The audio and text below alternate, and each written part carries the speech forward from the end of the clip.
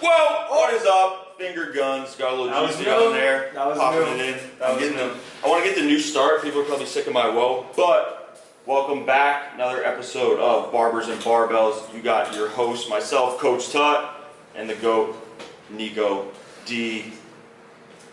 Gregorio. There it is. Sometimes I mispronounce it. I don't like, mispronouncing people's names, but today, we got a bunch of stuff we want to talk about. Usually we hop on when we're getting cuts, but I think there's so much going on and so much stuff that we want to talk about that sometimes we get a little distracted when we're getting the fresh fades out there.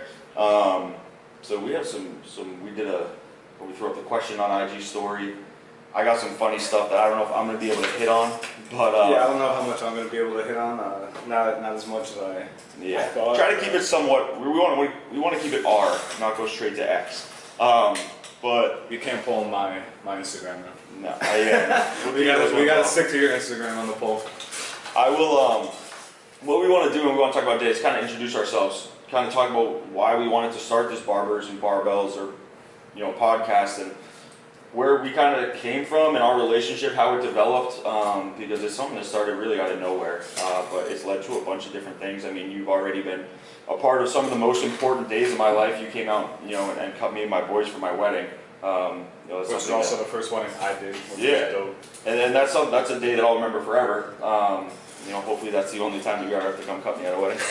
But the relationship development and kind of how fitness and haircuts we think go hand in hand.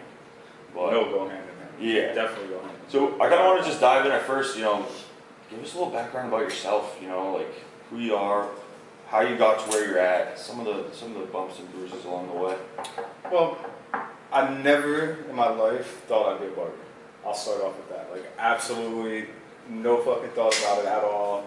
I was always into fitness. Like studied for my NASM cert when I was in high school, after high school and everything, and I started doing physical training, physical therapy. I got into the physical therapy office, and while I was in school, I was studying to be a physical therapist aide at the time. Which you pretty much don't do shit. You pretty much just walk around and make sure people doing what they're supposed to be doing and not falling. And it's cool, like I got into it because it was something I like, helping people, this and that, but I don't know, I'm waking up every morning and it's repetitive. Yeah. Now people tell me all the time, they're like, cutting hair is repetitive too. You're sitting there next, doing the same shit. The motions are repetitive, the conversations aren't, the clients aren't, everything about it isn't. So I kind of just quit one day. I told my boss, like, yeah, I'll see you tomorrow. I quit, I just left. My old barbershop that I used to work at and I got a haircut at was right around the corner, just blades and nothing. I walked over, sat down in my boy Johnny's chair, told him that I quit and I had no backup plan. So like at the time I was like, fuck it, like I'll find something, but low key I was like pretty nervous. Like damn, you can't quit something without having a backup plan. The leap of faith, man, that's what I call it. And my boy Johnny, he was like, yo man, you're one of the most anal, picky people I've ever met with your own hair. He's like, just apply it to other people. Take what you know and how picky and specific you are with what you want and help other people. It'll be easier on other people, looking at it from a different view, from behind the chair, rather than being in the chair. And I pretty much laughed and I was just like, I'm like, yo, you're just sick of seeing me once or twice a week. You just want me to start fucking cutting my own hair and getting out of here and everything. My dad actually became a barber. He went to cosmetology school and everything. He used to work at this flooring warehouse out in Carlstadt. He had issues and everything with the higher ups, and he decided to get out of there, go to school for something. And he always told me, he's like, yo, everyone needs a haircut. Facts. Today, tomorrow, next week, 1 month, 2 months, someone will come and get a haircut. Whether it's your boss making you, your wife, or just you to feel good about yourself, you'll always have money in your pocket. It's something recession-proof, and at the time when I was younger, I didn't really understand the concept that my dad had of it and everything. And now, with this corona shit and everything, I still see how important getting haircuts for people. Even if you're sitting on your couch doing nothing. For 3 months you're sitting on your couch doing absolutely nothing. My phone is blowing up every day. Yo, I'll give you this, I'll give you that, I'll do anything, I'll barter this, I'll trade that. I didn't stop. I came every Friday. I was like begging to come. part of my routine, part of a lot of people's routine, and you get that for sure. You get that confidence when it comes to it. You want to feel good. Yeah, no doubt. So I mean, pretty much like as I started understanding my dad's concept more, and I realized that to me, there's two different kind of barbers. There's a hobby barber, and there's someone that can make it a career. You know, a hobby barber, you can work anywhere. You can work 2 or 3 days a week, you know, Friday, Saturday, Sunday, Monday, Wednesday, Friday, come in as you go. You know, there's probably a lot of places that allow booth rental, so it's cheaper for you. You come as you go, and then whatever you're making off that week, who knows? You're probably taking that and investing into your actual job or whatever. To me, that's a hobby barber. Career is everything and anything that you can do with your skill, and you can take it further. Like as of right now, I'm actually in the process of getting my LLC done. I'm starting a clothing brand. Fuck yeah. Specifically for barbers. I'm also going to do some collections and everything like as the time goes on, but from the beginning off the jump, it's going to be for barbers. I can't tell you the name since the LLC is pretty much done. It's going to be We the Barbers, which I got the idea from We the People in the Constitution. Oh yeah. You know, it's pretty much unity and structured to that way, and the barber game that's all it is, man. It's unity. Like I gotta take you out to a barber show one day. Yeah, dude, I would love the vibe is just so like I took my boy last competition I competed in, and he doesn't care about cutting hair, you know, or anything, but he's a photographer and he loves the environment of something. That like shit gets me going. If you go through my search page on Instagram, it's tattoo artists, weights, and barbers. Cause I can sit there, I watch videos on people cutting hairs and they come in all grungy and then they leave what it looks like. I'm obsessed with it. So you know what's crazy about that? That your whole page is like that. It goes back to saying what we were before, that everything goes hand in hand. Now, yeah, you're probably watching a lot of haircut videos and a lot of fitness videos and tattoo videos, but the algorithm on social media, they know what goes hand in hand. Yeah. They know if you're going to be looking at fitness, you're most likely going to be looking at tattoos, because once you get in shape, you're going to get a fucking tattoo. And then once you're in shape and you're all tatted up, you're going to want to find a good barber to make sure you're fucking ready to go every Friday for the weekend, down to DJs and all that shit. Yeah, dude, it's so true. Like, so it comes full circle. I did that shit. As soon as I got into training, I used to get, you know, my haircut out in Pennsylvania, the barber, same thing. And then I started getting in shape. I got to get a haircut, and I was like, I need some tats. And now I can't stop. You know what I'm saying? Like, they're all over. I just got one, a little new one for the fam coming, which was good. You know, so, but yeah, all three. And my brother-in-law, Ant, same exact way, dude. His page, weightlifting, tattoos, barber. We're both like, damn, you know, we wish we knew how to cut hair. You know, it's a great skill it's a cool skill to have, just to keep in your pocket. Like, you could be at a family party one day and like have your shit in your trunk or whatever. Yeah. And your cousin's like, oh, I wish I could get a fucking haircut, and like you're sitting there in the backyard You'll never drinking some Coronas, you know. You'll never hurt for money. You can go cut hair, doing whatever. But that's anywhere, yeah. like no matter where you go, like nice there's so many pages on Instagram and everything where it's like countries, third world countries and everything, and these people are cutting with legitimate rocks. Like I watched a kid give a shape up the other day. He filed down a stone, and he legitimately shaped his brother up with a fucking stone. And it just goes to show you how far out it goes. It's not just the United States. Well, that's why we starting this podcast was so easy, because there's such a wide audience of people that give a shit about training, give a shit about haircuts, and how they go hand in hand. Because, and like I said, developing relationships. I think an awesome thing for you is that, shit, yeah, you cut hair. You're a fucking therapist. You know what I'm saying? Like every time you're switching personalities. Like a bartender. Dude, every time someone sits in the chair, you switch conversations. You're dealing with their problems. That's probably an outlet for them. We deal with the same shit here, and I love it. That's the reason why I got into training, is really to help people. I was like, I don't really give a shit what you look like July 4th if you have 6% body fat and have abs. I care about how you feel and the relationship we build, and this being an outlet for people. Same thing. I always know. I mean, you were one of the first people I told about actually being pregnant. I sat in the chair like 2 days after I found out. I was like, my man was sweating. He's like, oh my god, I gotta blow dry you real quick before we get this haircut going. Yeah, and I didn't tell my family yet. I didn't tell anything. But that's a relationship we built because of probably just the amount of hours that I've been in your chair. You know, you start to build and develop those relationships, and shit. I think so much of it goes in, like, you know, every haircut that you give someone, every time people come in and train, it's for a big purpose and how they feel and their confidence. Like I said to you, you're a part of a lot of people's most important days of their lives. People are getting graduation haircuts. People are getting wedding haircuts. People want to look over their babies born. People, proms, all that shit. You're a part of everyone's most important days. And that goes hand in hand with the gym too. Most of the time people, those days are coming up, they want to start getting in shape for it.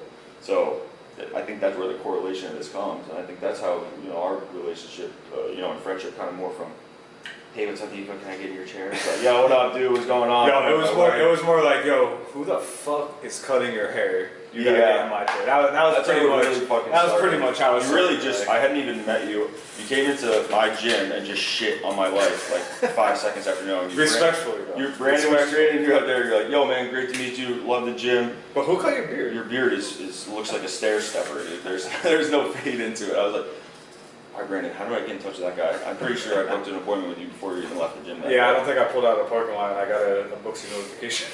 I moved around a lot. And then it was like one after another. It was like 1 week, 2 week, 3 week, 4, 5, 6, 7, 8. It started with once every 3 weeks, once every 2 weeks, now every Friday at 12:30. I've moved around a lot. That was every time I relocate, that's the first fucking thing I do. I was in Pennsylvania. I found it wasn't a barber, it was a salon. It was backwoods of Pennsylvania. Robin's Haircuts, goats. Everyone who lives in Dallas, go there. She's amazing. Haircut every Friday, $8, student discount. Pay $2. You'll get a tip. Give her $10 at my Scoffy on Friday. Moved to Cincinnati, found a barber. Moved my shit in. Went and found a barber. Moved to Villanova. Moved myself in. First day, I got my haircut the first day of Supercuts. But then I went and found a barber. So disappointing. And then after that, I went to Pat Clark Supercuts. Right after that, I went to Men's Club Barber. I still follow him on Instagram. We still keep in touch. Awesome dude. And then right when I moved here, I went and I found a place, but I think it was for like 2 months. And then you came in, and Derek had actually been going to you guys, so it kind of went there. And then you came in, met you, but it's like always on the top of my list because it goes into everything in my life. And I think for me, it's confidence. It's fucking just the way it makes me feel. I know if I have something to do, I want a fresh cut because my confidence is through the roof. I'll get a pump. I'll get a cut, and I know if I'm going to speak in front of 100 people, 1,000 people, I will fucking dominate that shit. Dude, I don't even have to be doing anything important. I swear to God, some days I'll know, like, yo, I gotta run errands this weekend. I gotta go to Target or Walmart, and I'll still fucking even give myself a haircut or get a haircut, just knowing I'm walking around the aisles, like, not looking like a scrub. Like other people's opinions towards me, it doesn't matter, but in the same aspect, like, you don't want people to have shitty opinions on you. Like, you don't want it. It is what it is, but you don't want it. You don't want to give them the initial step to be able to give you a shitty opinion. And my big thing is you can never make a first impression twice. So I always want to feel as good as I can and come up with a very professional and clean appearance, because I think for me it just reflects an attention to detail of everything. My boy in grad school finished, and he's like, calls me up. I moved in with him. He used to be my coach. Then we started working together. He was one of my groomsmen at my wedding. Can you shave the back of my neck? I was like, what the fuck are you talking about? Why would I do that? He's like, you ever watch a professional baseball game? I was like, yeah. He's like, you see a pitcher? It's the only part of their body that you see. Back of their neck. He's like, have you ever seen a professional baseball player on there that doesn't have a clean back of their neck? No. Because they know they're on TV. That's the only part. So he played indie ball, and he was like, they got me onto it. I can't stop. I can't have... For me, if I don't get a fucking cut once a week, my hair touches every position from the top of my head down to my back, down to my fucking toes. So I'm trying That's why a lot of baseball players get the mohawk. Yeah, and clean it nice and fresh. But like that's the confidence and the clean look aspect that I'm talking about of attention to the small details of that shit. For me, like I said, you can't make a first impression twice. So if I have the opportunity, I want to be as clean cut and feel as good about myself as humanly possible. And that's, again, that goes right back to the gym. A lot of people, they go to the gym not necessarily to increase their bench press every week or to drop body fat. They go to the gym, it's therapeutic. You walk out of the gym, you're feeling better. It's the #1 antidepressant in the world. It's better than any pharmaceutical you can ever take. Same thing in the gym. When you hit that razor and start shaping out my beard, I'm like, oh, there it is. You know what I'm saying? Same therapeutic release, I think, training and getting a cut. Yeah. And most people that really take care of their body and have the tats have a good haircut too. You rarely see those two, if not three, with the tattoos go hand in hand.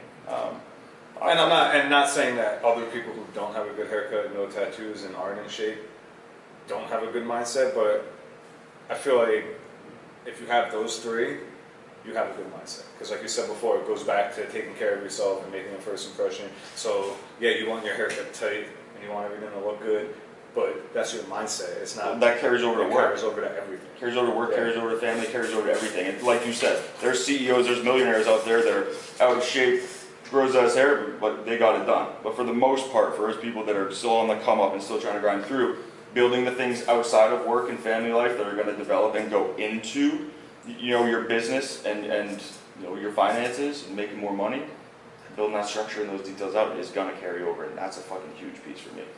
I fucking love it. Wait, let me ask you a question, because you told me you just lived in like 12 different places in like 3 seconds. So you're pretty much like a nomad. Yeah. So what was that like? It was. That's all I realized. Places to live. Yeah. So, Alright, so before we start, where did you live in your lifetime? Born and raised in Newfields, New Hampshire. Went to college, like Scranton, Pennsylvania. Okay. Finished there. Went to grad school for 2 years. But before I went to grad school, I was actually accepted for Customs and Border Protections. That's what I always wanted to do. Tough time to admit that, I know, but that's always what I wanted to do. So when I was waiting for my placement of where to go for training, I went down to my college to help out coach baseball. I played baseball in college. So I went down to help coach, and my college baseball coach was like, right before I left to go home after the 2 weeks, he was like, you belong in coaching. That's your true passion. You're really good with kids. You know, you have charisma. You know, you're knowledgeable. I would like you to come back and be my graduate assistant and get your master's.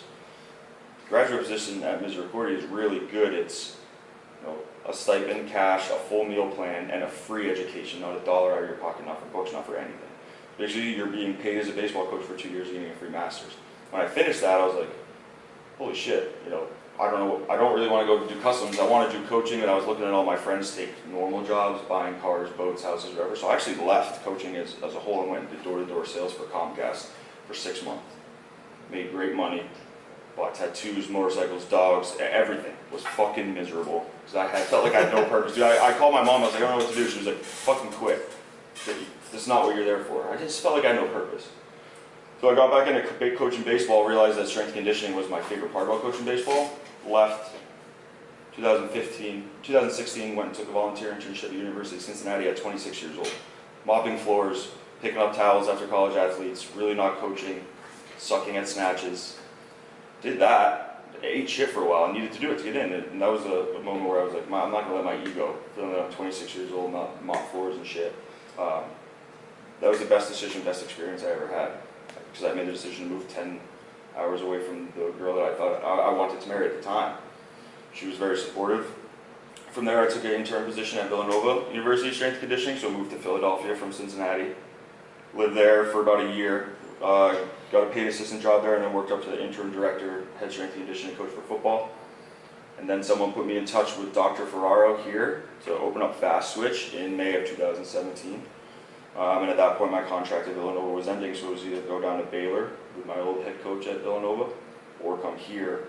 And that was when I was sick of the bouncing around of where to live. I was like, I want to go somewhere. I want to, you know, get somewhat of a secure job and start my life with Ashley, because I didn't want to keep moving around. And if I went to Baylor, I would have been there for 4 months, and I would have been to fucking Oregon and then Utah, wherever, and I was just like, I didn't want to do it anymore because I couldn't plant roots.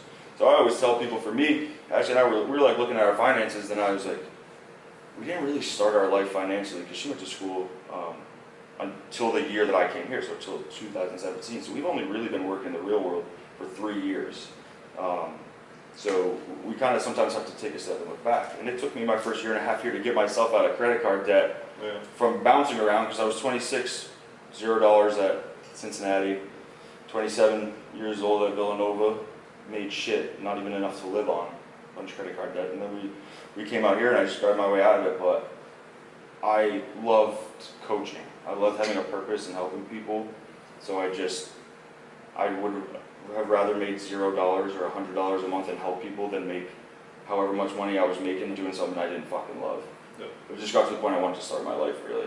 And now I'm here to meet all these guys over here, you know, also our relationship, a bunch of really good things. And as much as it pains me to say, I think I'm a Jersey guy for life now, so it's going to take some fucking adapting. But yeah, New Hampshire, Pennsylvania, Cincinnati.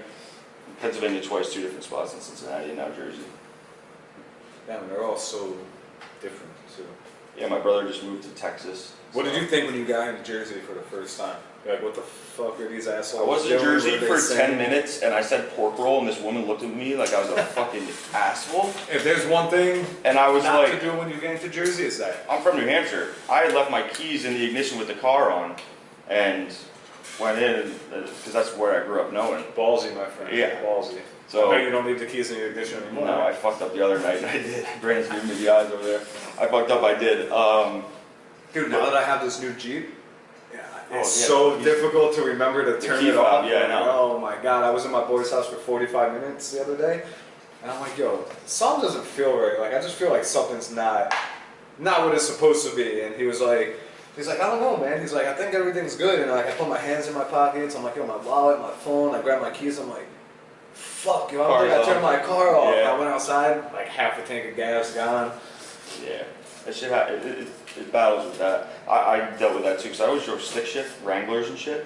When I got the push to start, I was like, oh my god, I don't know what I'm doing here. I want to get a Wrangler, but I feel like the only way to get a Wrangler is to get it in stick. And I'm not impressed. Yeah, Jersey's not fun to drive in stick. No, that's also a reason why I didn't get a motorcycle either. I didn't want to drive on the streets of Jersey. I mean, people are assholes in cars anywhere. Speaking of that, this traffic It's nice with no traffic, with no one driving around. that is accumulating right now because this lockdown is lifted and everything. Oh yeah, it's coming back. Bro, you take people that can drive originally, Give them 3 months off. lock them in a house for 3 months, diminish their brain cells so they forget how to even remotely do a little bit of the driving that they could have done before, and throw them back all on the road all together in one day. Yeah. Everything could take you 5 minutes or fucking 30. You don't know. So you actually have to plan your day around. I try to do everything I have to do where I'm driving around in between 10 and 2. So That's a good time for you know, so in between 10 and 2, if I'm usually trying to get my haircut, it's in between then, go to the car wash, whatever. But my favorite part about Jersey is A, the bagels, but B, the car washes. Yeah? Touch-free car washes everywhere.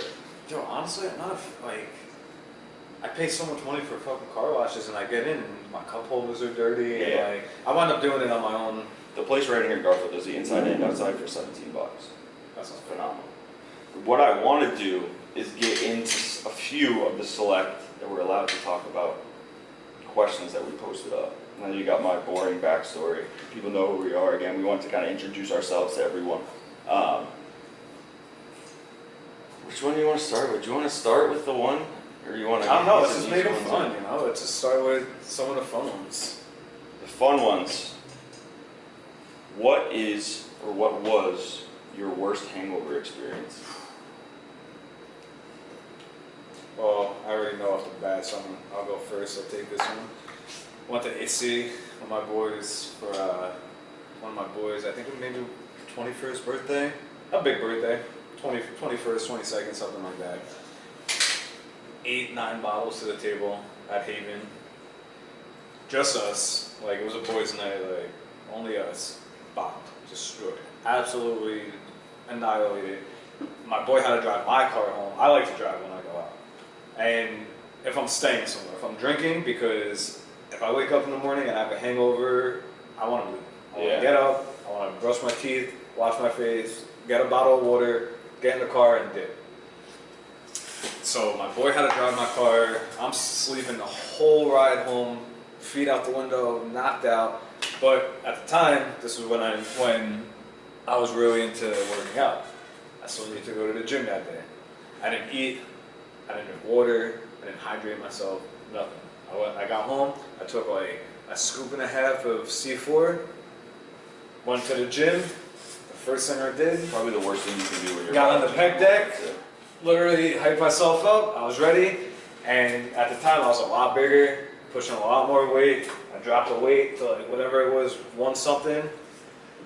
Grab the handles, the first one, I go to pull up, pull forward, I threw up projectile vomit. All in the gym at a Retro Fitness big ass mirror. It was like a Saturday morning too, like packed, everyone was there, like all over the fucking mirror, man. C4, and like I just took a dry too, so it was like powder on the window, and oh my god, absolutely one of the worst hangovers physically that I have ever had. It was absolutely horrible. I don't recommend dry scooping sea for Dude, 5 probably one of hours the after worst things binge you could watching. do. Probably one of the worst things. It was absolutely terrible. Mine is not. For a long time, I really, until you're like 25, like hangovers, wherever, you can drink 3-4 nights in a row. I really realized that 25 is when it starts to really catch up to you, and you're kind of fucked for 2 days. Oh, I yeah. drink Saturday now, my Monday at work still sucks. But my worst one ever, my bachelor party last year, because we got there Thursday night, we flew back Sunday, but I didn't allow myself to not be drunk from Thursday to Sunday. So my Monday hangover was like a combination, because even Sunday when we were going to the airport, we were finishing the kegs, right? And then we were drinking in the airport, we drank on the plane home. So I was still drunk by the time we landed here from Thursday at noon. Monday was like a combination of all 3 nights and all 3 long days of day drinking, all hit me once Monday. I didn't sleep through. I live across the street. You think I get home and I could come over here for the day and fight through, say hi to people? Bro, I couldn't leave my bed. I only got up from my bed to order Uber Eats, and I didn't sleep through the night until Thursday because I was waking up with like cold sweats because my body was detoxing from all the alcohol. That's the worst. Fucking brutal. Your body vibrating and everything, it like was a static feeling. Unbearable. That's the Unbearable. worst. I'm not a big drinker. I stopped drinking. Honestly, like the last time I actually like drank, like got bottles at the table and everything was when I went to Arizona for Memorial Day weekend, and that was what? Last Memorial Day? 2? Yeah, not this Last one. Memorial Day? Yeah, it was last Memorial Day. That was the last time I actually drank. And then New Year's, I think, this past upcoming New Year's, I drank a little bit, but I'm not a big drinker I was a anymore. big drinker because I don't do anything else. I'm a volume guy, right? I don't think it's cool. It's not cool, but like I would sit there in a Patriots game and drink at 30. Monday sucked. And then something clicked. I got sick in November, and I was like, I don't want to drink like that anymore. I want to stop. It changed my whole body composition. Now I rarely drink, and if I do, I mean, I can still drink a decent amount of volume, but it's not as often. It's once a month maybe. I went like 3 months without it, but it changed a lot for me. It changed my productivity. I'm not wasting the first 2 days of the week being somewhat hungover and groggy. You're not wasting the 2 days on the weekend. You're not wasting money. You're not wasting calories. So I was just found once I didn't do it for about a month, and I found how much more productive, how much better my body felt. I really just stopped. Especially all winter. It's crazy the money, dude. Besides your body just deteriorating, the money is. Well, it's quick add-ons. Grabbing some dip. $100 every night. Like you go to Hoboken Friday, Saturday, or Thursday, Friday, Saturday, or Friday, Saturday, Sunday. Minimum $300 with the same people at the same bar getting the same drinks. I was gonna say, Every 100's fucking low. That's You're what I'm saying, taking minimum, Ubers and shit. like, But minimum. even if you're drinking with your boys in the backyard, you're buying a case, you're buying food, you're buying whatever tobacco that And you you're like. buying more liquor once you run out. Then Late you're buying night more food, food. hangover food the next day, right? Yep. You're just going through a lot, but yeah, that's why I really stopped drinking. I'm not too much about it anymore, but I know the summer time's here, so we're gonna be going through a lot more shit, but weddings and everything. So kind of sacrifice a little bit of time in the winter of taking off, and then come back and do get ready for all these weddings that hopefully happen. Hope my friends can have. Dude, I haven't been to a wedding in fucking years. We have 7 from October 1st Guys, to that's January. Yeah, it's a lot of my close friends. So are you're pretty having much them. telling me you need 7 upcoming haircuts. Oh yeah, Alright. yeah. We'll keep them nice and fresh for them. I don't know what we're gonna do. Like I said, we're having a baby in August, so I don't. know Yeah. if I'll be able to move them My off. boy, So yeah, baby girl, fucking. Papa Tut. Cannot wait. She'll be in there getting cuts in the shop for sure. Papa Keep her a Tut. fade. Let's get this good question. Not as fun as the last one. Probably one of my favorite ones that people ask. So, with everything that's going on, how do we keep our political views apart and not let it affect our friendship and relationship? I think, because I believe this is a common follower that follows both of us now. I never post about political stuff, but I think for the most part, people will see. Political parties for me is bullshit, right? You should never pick friendships on what side of political views you have. Yeah. Now, this is probably the most conflicting and confrontational leader, president we've ever had. I still don't think it should divide relationships and friendships, and I think that's one of the reasons why we don't let it affect us, because we really don't talk about it. Because I think, in my opinion, we both know what's right as a human and with humanity. Yeah, what's the humane thing, right? If I agree with what he's doing, policies, whatever, if I like him, we both know what's good and what's right and what's wrong. So when people go into the details of everything too much and shit like that is when the waters can get real mucky. Where you can agree on what's right and what's wrong, but have different political views, you can't let those little minute details and shit like that affect it. And I think we both kind of and we don't fucking talk about it, because I know you're a good dude, and I know you've always been really good to me, and really good to my friends, really good to Ashley, so why do I fucking care what side you fall on? Yeah, like, It to doesn't me fucking that matter. it never mattered, like, because to myself, like, I don't care who the president is, you know? I just want someone that is a good human being, and they have good views, and they can do good for the country. Yeah. Now, this is not me giving my political view. Like I said, I don't have a political view, so, but it's just like the smaller things, like how Trump, he said that he's not going to do the plaque review that they do every year for the past president. Yeah. He said he's not going to reveal President Obama's plaque, which has been a tradition in the White House, no matter the views. Yep. You know, and it's the first time it's ever been done. He's breaking tradition by, you know, and we get it. You guys don't like each other. Everyone knows. Go on Twitter. We'll read it. Everyone knows you don't like each other. But it's a White House thing. So now you don't like him, and you're taking something away from the greater good, from something that's been going on in the White House itself, no matter the confrontational views or anything on it. And I put that into the same way with people and everything. So I'm not gonna take someone's view and decide if it makes them a good person or not. Yeah, because just like you said that, right? Who am I? You might think that that's like, wrong. Some people might think it's right, but does that change how they treat you? Yeah. How they treat someone on the side of the road that would need water? Would they give it to you? Know what I'm saying? Like that shit. It's so specific, and you can't change. What you think is right or wrong when it comes to things like that is not going to change the way that you treat me or I treat you or you treat someone else. If you're a bad person to other people, I don't want to fucking be your friend. Yeah. You know what I'm saying? If you don't like Trump's political decision, that is not going to make me not want to be your friend whatsoever. Yeah. You know? And like, you can support everything that's going on, in my opinion. I think that's a big thing for me. You can support and understand where one side's coming from. You can still support and understand where the other side's coming from as well. There can be a right and wrong, but it doesn't mean that just because you support one, you hate the other. Exactly. Or I think a lot of people are getting confused in that. Like, you have a lot of friends that are police officers that you say all the time. You support Blue Line. You also support BLM, right? It's very easy. I support good cops and good protesters. I do not like bad cops, and I do not like people that are fucking burning down businesses And there's these looters and both rioters. It's in very everything. simple. There is I both like of them. good people. Yeah. I dislike bad people. And Like, that's why I've always, the last 2 weeks doesn't on matter if Instagram, you're a cop or a I'll challenge business owner. Like, without even details, just be a fucking good person. You know what's being a good person, and you know what's not being a good person. Be a good person, support other people being a good person, and don't do bad shit and shitty shit to people. It's as simple as that.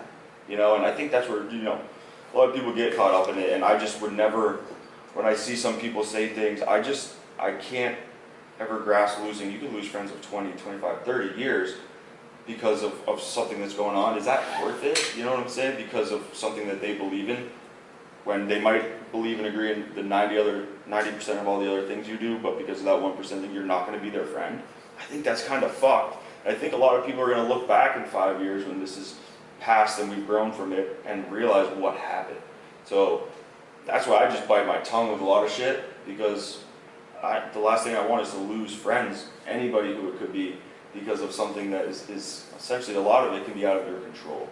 You know, yeah, so I think this whole like Black Lives Matter protests and everything, like, I try to stay off social media, not to, you know, not participate in anything that's going on, but more just because, like, what people's opinions, you never really want to, you don't want to give your opinion on their opinion. It's an opinion for a reason, so you don't want to do that. But in situations like this, when the videos and what we're seeing from actual protesters are so right there for us to see, it's hard to not put your 2 cents in and someone that's kind of being a little off the wave, you know? Like you shouldn't say that, and I don't want to have to come at you and like give my opinion on why I think what you just said is wrong. Yeah. But when it's a situation like this, when people are dying, it's different, you know? And your opinion on it, on the whole situation, like you said, is different than your opinion on my opinion. Exactly. I'm that not trying is to give my opinion on your opinion. That is the big and a very respectful thing. That's what I respect and like about people doing that shit. Like people always, the first thing they're, like all these arguments that I see, like people getting blasted on social media for being a racist or this and that or not understanding everything. These first couple lines of these arguments that I'm reading from people are just so like, it just doesn't make sense, like people, they don't have enough evidence to back up what they're saying. And it's not just with racism, it's with anything. Yeah. People love degrading people when they don't have enough to back themselves up. And people are, And so now you're taking one problem, you're having an argument over one problem, and one of the two people in the parties don't have enough evidence to back up what they're talking about, and now you're growing into another argument, because now you go from arguing over Black Lives Matter protests to now this person just told you were fat because they're mad because because they're shitting on you like with facts and shit that you can look up on Google and you don't like it. Some of that's just not recoverable from. You're gonna get in arguments with people that you're never gonna have a relationship with again. Yeah. That's why I think you just gotta try to cut that shit because, like I said, you're gonna lose people, and it's the last. I got into an argument the other day, and I didn't even want it to be an argument. I tried to tell her like, listen, I understand everyone's like I get it, but that's not right. And it's not like I don't think it's right. It's a fact that is on Google, that is in police reports. Yeah. It is a fact, So, and I got into an argument with her, and I told her I didn't want it to be an argument. Like, you can have a discussion with having opinions without it being an argument. And she turned around and she told me I was short. So, literally mid-heavy argument conversation told me I was short. First of all, for anyone watching this or listening to this who knows me, has known I've been fucking short my entire life. And I've known it, and everyone's known it. I would have paid to have been there and see your reaction. I literally told her, I'm like, you telling me I'm short right now is you telling me, like, you're tapping out. Yeah. That's pretty much you're tapping out. You're like, all right, well, this kid doesn't know. I mean, I don't know what to say to his rebuttal, so I'm just going to go and just be like, hey, she told me I have a lot of growing and growing up to do. Yeah. So she was trying to be witty. Yeah. I'll give her that. She's like, you got a lot of growing and growing up to do. I'm like, yo, I've been this type my whole life, but I'm not a fucking piece of shit. That's fucking funny. I'll be 5'6" and be nice all day, rather than being 6'2" and be a fucking dick, That's funny. But that's I think we both fall on the same side there, and that's why, like I said, I'll never let political views get in between friendship. No. But I want to get into some of the happier. Like even my mom. Like I fucking love my mom. Yeah. Dad. But some of the things that she says is like, ugh. Make you love your mom any less? Bro? Why would you say that? Does that make you love her any less? Fuck no. But I'm gonna go over there right after this and have dinner with her. Exactly. I'm not gonna be like, yo, that shit you said last week was grimy. I'm out. But sometimes you can actually, depending on your your relationship with your parents, you can actually sit down and have a conversation and be like, hey, listen, I don't think that was right. That's not everyone though. Like my parents, if my dad or my mom or something said something that I didn't agree with, I would be able to sit down with them and be like, hey, I don't think that's cool. Like, I don't think that's right that you said that. And I would be able to have their perspective on why they said it. And then, but that's also not everyone. But. No, of course. Let's get into a happier question. I had a pretty simple, cool one. It was, what's your favorite TV show at the time? Fun fact, which that actually kind of goes into the question I was about to ask for my last person, was what brought us closer as friends rather than just haircuts. And I was gonna say fucking Power. Before Power came out, I never really texted you outside of the barber to schedule a haircut. I came in, it was on in which at that time was my favorite You walked in. I was like, Tommy lighting up Proctor. He's like, what is this? I was like, what the fuck is this? This is the end of the series, bro. As soon as that day happened, we probably texted every single day outside of the shop and outside of the gym, and that's like what bonded us to get us together. Now we're boys, we're shooting the shit. You're telling me I'm gonna be this dad that's woeing all the time, tagging me in shit. But yeah, Power was. I just graduated to a new show, Finger Guns. Outer Banks, baby. I fucking love Outer Banks, dude. It was cool when they were dating in the show. Completely okay with it. Not okay. But now they took it. Now they took it to real life. Not okay with it. Matt on Klein. Wow, that was weird. Both our phones at the same time. 10%. Matt on Klein. If you hear this, if you ever hop on the podcast and you're interested in what two people from Newark, Jersey have to say, just know we're here for you. We're out here for That's it. I'm here for support. Obviously, my number one is my loving wife, Ashley, but I'm here, you know, to help out Nico and pretty much. But no, Outer Banks, I love it. I don't know why people give me shit all the time. So I'm very good guns show. like John B and shit. They're like, you're imitating a 16-year-old. I'm like, guess what? I don't give a shit. And The show is technically he's not and he's 16, 27. So he's not 16. And he looks badass with a bandana around his neck. So I'm gonna fucking do it when I want to instead of wearing the regular mask. So And he's get off my shit. Yeah, It is what it is. it's just a good If she show. wants a finger gun, let him finger gun. I'm gonna finger gun. I got switch from the Finger woe. gun. I actually was just told by a kid I trained that my woe sucks. Does it really suck, or is it just really white dad? It is a real white dad woe, but Yeah. like it doesn't fits suck. you well, though. You know, you have the right like wait Yeah. time. See, a lot of people I see on the Yeah, like you can't. It didn't That's- drop yet. Yeah, it's still up there. Like it's not. Yeah. But yeah, Power is definitely The Sopranos. I love The Sopranos. If anyone out there has not watched Power, and it's very cliche show, you think, you know, drug dealers in New York City, right? Oh, there's been tons of shows and movies like that. It is so different. The plot is so good. 50 Cent did a fucking amazing job, and the two main characters, Ghost and Tommy, could not have been picked for those characters any better. It's fucking unbelievable. If you watch their relationship, it's so much easier to comprehend how not to be a shitty person doing racism. They're a perfect group of people Goats. that grew up together that Mm-hmm. they don't care you're black or white. Like Exactly. what?